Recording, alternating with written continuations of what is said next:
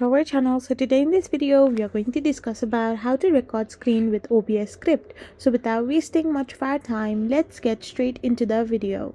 So to automatically record your screen with OBS script, you need to simply set up a schedule using an external script or the Windows taskbar.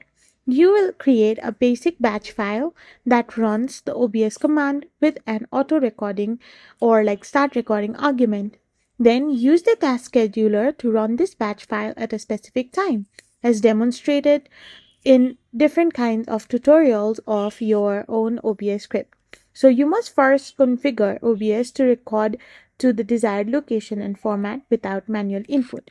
You can simply go to OBS script, and once you're in your OBS script screen recorder, you can simply get it downloaded on your device and you can set up your screen first. So once you have prepared your OBS for automated recording, you need to create a batch script. After this, you can simply schedule the script with the Windows task scheduler if you have, and click on the finish option to create the task.